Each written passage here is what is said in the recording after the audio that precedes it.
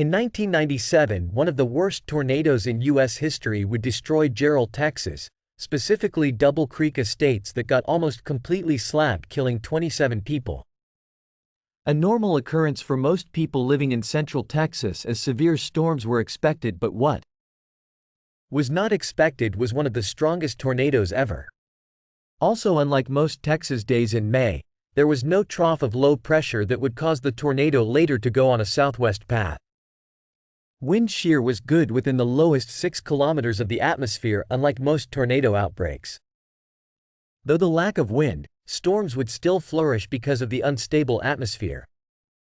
The combination of wind flow onshore from the Gulf of Mexico and the persistence of capping inversion would lead to tons of moist air over most of Texas. Soon, radiosomes would be launched from both Fort Worth and Corpus Christi and would detect an elevated mixed layer of air. The amount of convective available potential energy, also known as CAPE, was over 5,500 joules per kilogram over most of Texas and 6,500 joules per kilogram at most, which would be enough for one of the most devastating tornadoes ever. These unstable conditions would allow for a big chance for hail and damaging winds and even a small tornado threat. This would be enough for the Storm Prediction Center to issue a moderate risk for northwestern Louisiana, southwestern Arkansas, and west to central Texas that included the Austin area. Inside the area of moderate risk was the small town of Jarrell, Texas, which was about to go down in tornado infamy. On top of the moderate risk, there was a slight risk from South Texas all the way to Dixie Alley, which also included the DFW area. Storms would start to pop up near the Waco, Texas area because of the gravity wave, cold front, dry line, and low pressure area overlapping, causing a faster cold front to get past the dry line. The storms would rapidly intensify and soon they would rotate and become supercells. Because of the southwestern movement, the storms could get into a more unstable atmosphere with a higher CAPE, allowing the supercells to soon produce tornadoes. At least 16 supercells would be moving into an area with an unstable atmosphere at the same time, which would make this event a lot worse than initially expected. Half of the storms started along the gust front. The gust front would be pushed outwards by the downdrafts and soon tornadoes would begin. The first severe thunderstorm warning would be issued for the Waco storm at 12:50 p.m., as around this time a tornado watch was issued for eastern Texas and western Louisiana. The first storm was a little more than just a hail and wind producer, as a tornado warning was issued for it at 1:21 p.m. for radar-indicated rotation being the first of the outbreak. The first tornado began southeast of Spring Valley, Texas and was moving southwest. It would go through rural areas as trees were uprooted and a mobile home was destroyed, as the tornado was estimated to have F2 wind speeds. The second tornado of the day, and the second from this storm alone, would start at 2:44 and lasted for about 3 minutes and caused no damage, being rated F0.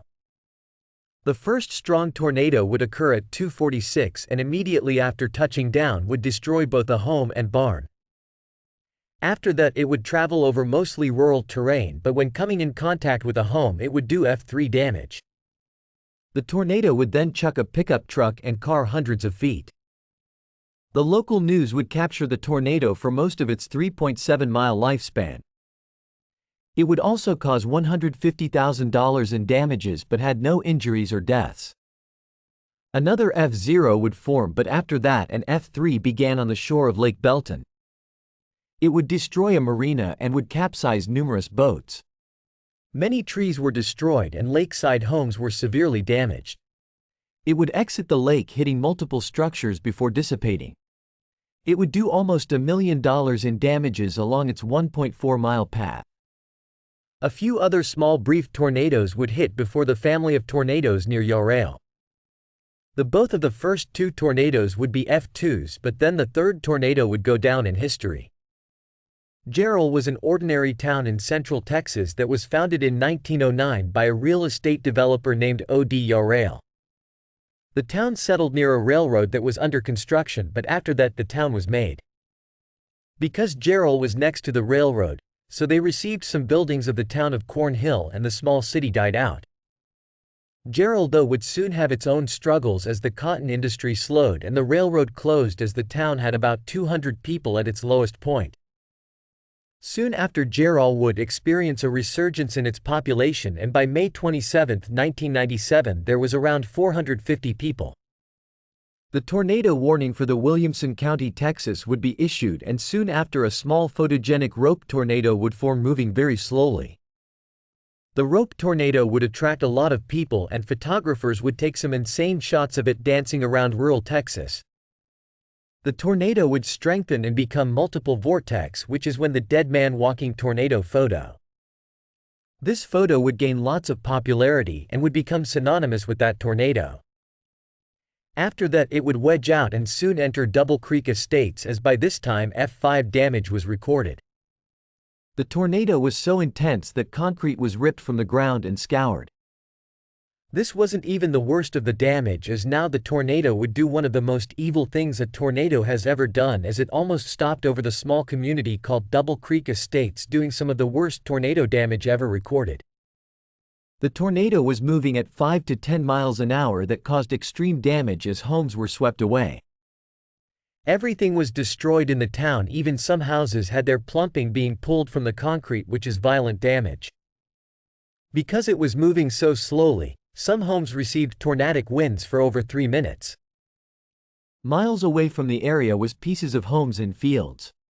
Vehicles were destroyed beyond recognition and turned into missiles, along with pieces of wood. All of the trees in this area were debarked and most were knocked down. One tree even had an electrical cord impaled through its trunk. 131 people lived in Double Creek Estates, and all 27 people who died from the tornado were in this subdivision. In total, 40 structures were demolished when it hit Double Creek Estates.